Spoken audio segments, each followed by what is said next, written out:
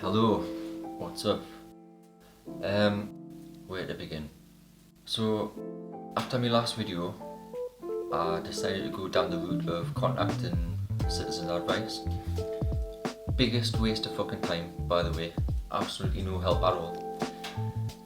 So I drove down to my nearest office, and when I got there, I noticed this sign on the door that said something like, "We're only open one day a week, so just come back on such and such day." So I did that. I drove back on the day that the sign told us to, and when I got there, it was still locked. So I ended up ringing them, and I was like, "Look, I don't know what's going on, but every time I drive to your office, the door's locked." And the woman on the phone was like, "Oh yeah, the building that you're at is actually permanently shut now." Okay, well, here's an idea. Take the sign down, please. Can we do that? Remove the sign. So she was like, "Okay, well, what I can do is I'll put you in a queue to get a call back, and we can discuss what's going on." So I was like, "Okay, that's fair enough." Do you know how long it took to get a phone call back from these people? Because when she said, "I'll put you in a queue," I thought that meant like that day I would hear back, like within a couple of hours or something, or at the end of the day at the latest. Do you know how long it took to actually get a call back from these people? How long? It took 5.5 weeks to get a phone call back. And when the when the phone call did happen, it was just the biggest waste of fucking time. She asked us for all me details. In fact, what I could have done was I could have just held my phone up to my YouTube channel and just played my first video. Because I literally had to explain, like, from day one what I was going through with my ex-girlfriend up until right now. So I explained all that, and she was like, "Oh, okay, it sounds like you're going to need to go to mediation with your ex." And I was like, "No, you don't understand. My ex doesn't even want to go to mediation. My ex just wants to go straight to court," which isn't how you're meant to do it, by the way. If you go on the official .gov.uk website, it actually tells you you should apply for mediation, and if that doesn't solve anything, then you apply through the courts, basically. But my ex is refusing to go to mediation. So I was like, "Okay, what are the options then?" And she was like, "Okay, I'll put you on hold and I'll see what I can do." And dude, I was on hold for that long that I actually had to go to work before she even got back to us. So I ended up just hanging up the phone. So that was a pointless phone call. Then what happened next? So, God, yeah, my back is fucking burning here, by the way. So a couple of weeks after that phone call, it was my son's 3rd birthday, which I still can't. You know what? I still can't believe I actually have a 3-year-old kid.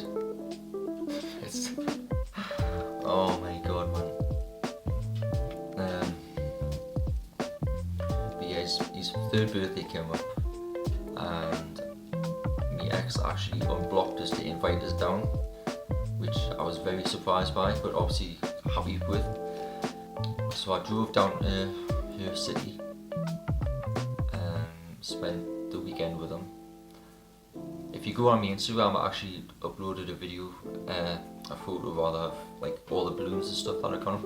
It was really nice, had a good time. So yeah, celebrated his 3rd birthday, drove back up to my city. Oh, and then the best part of this story, I lost my job. Surprise, Yay. motherfucker! Oh man, you gotta love life, man, haven't you? You've gotta love this shit, man. Just when you think everything can be as bad as it can be, life's just like, nope, getting worse.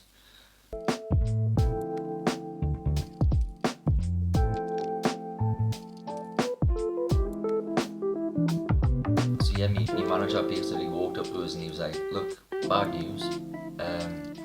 We're taking your job away from you. but you've got two options. You can either we'll put you on this little part-time role, which won't pay you anywhere near enough for what you need to survive, especially in today's climate, or you can take voluntary redundancy. And the amount of money they were offering to take voluntary redundancy was absolutely fucking insulting. But I was just at that point where I was like, you know when someone tells you something and you're just so lost for words? You know, I was like, I couldn't believe it was actually happening.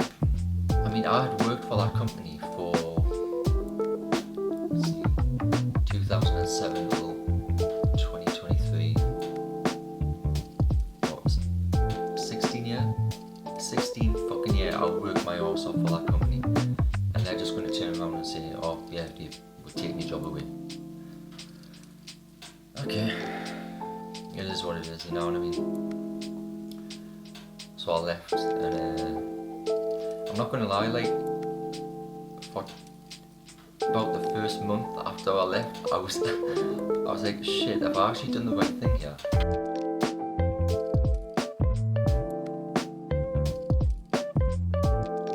But I ended up getting another job. I'm still not earning what I ideally need to be earning.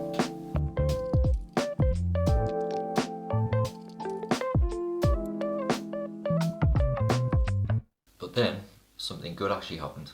So my son is now 3 years old, right? So for the past, since I found out he was actually mine, when I got the DNA test done, I've been asking my ex if I can actually have my name on his birth certificate. And every time I would ask, she would be like, no, I don't want you having any like parental rights. So for the past 2 years I've been trying to at least, you know, try and convince her that it's actually the right fucking thing to do.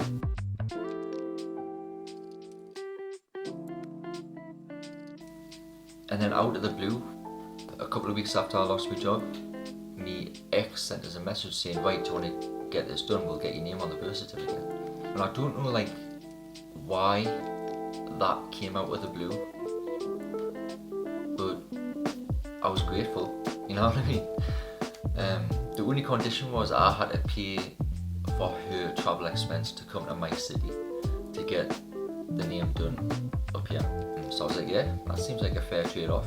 So I paid for her to travel to here, got my name on his birth certificate, which I'm really happy about, obviously. I can't believe I actually have a 3-year-old kid.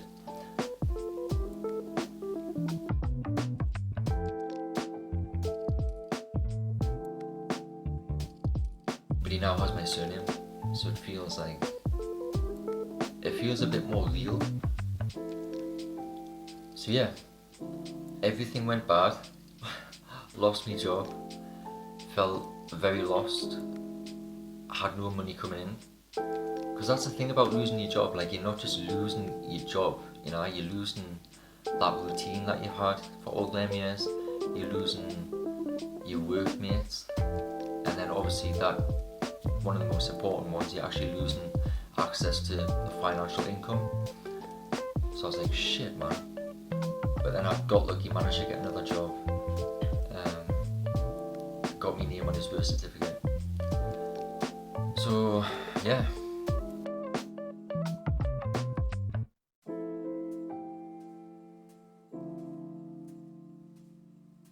But as soon as my name was on his birth certificate, my ex started taking that absolute piss. So the agreement was that this Christmas I could have my son up here to celebrate Christmas with me and my family. I've still got some family members that haven't even met him, you know. He's 3 years old and they've never even met him. So obviously I was looking forward to that, my family were looking forward to that. But then what happened was me ex would ask us for a lot more money than I was actually legally obliged to give her. And when I declined to give her more money, she then retracted what she said. She was like, oh, okay, well, if I can't have more money, you're not having Noah for Christmas. And I was like, look, I actually can't afford to give you any more money. But obviously, you know, her being who she is, she didn't really give a fuck. So yeah, I'm recording this on December the 22nd. All these gifts are up here. I don't know what I'm going to do with them. I'm going to have to try and do the courier, but I don't know if couriers do like delivery so close to Christmas Day, you know what I mean? So yeah, it's all fun and games. But I just thought I'd give a quick life update for all the 5 people who actually watched my first video. You know what's mad? I think if I'm gonna have a look. Let's see how many views my first video got. I'm sure it was something ridiculous, like 15 views when I last checked. Okay, so my first video has got 31 views in a year. That's really fucking bad, and that's diabolical, that man. But at the same time, like, really? 31 people have actually watched that shit, you know what I mean? I mean, that's got to be a very niche market. How many people go on YouTube and, you know, want to see a guy in a cat mask crying about how he got baby trapped? That's got to be a very niche market, hasn't it? So, 31 views is 31 views, isn't it? But yeah, I'm just like, kind of back to square one. I'm now, she's blocked us again. She's blocked my number again, so I can't contact her. So just as things were looking up, you know, I went through all that stuff with me, like I lost my job, didn't know what the fuck I was doing with my life. She then offered to get my name on his birth certificate. I thought things were going in like the right direction, and now it's just gone back to square one. So that's my little life update. Being some bad, being some good, but it is what it is. I'm just gonna keep on keeping on. I don't know when I'm gonna edit this and upload this, so have a good Christmas, I guess, and a Happy New Year.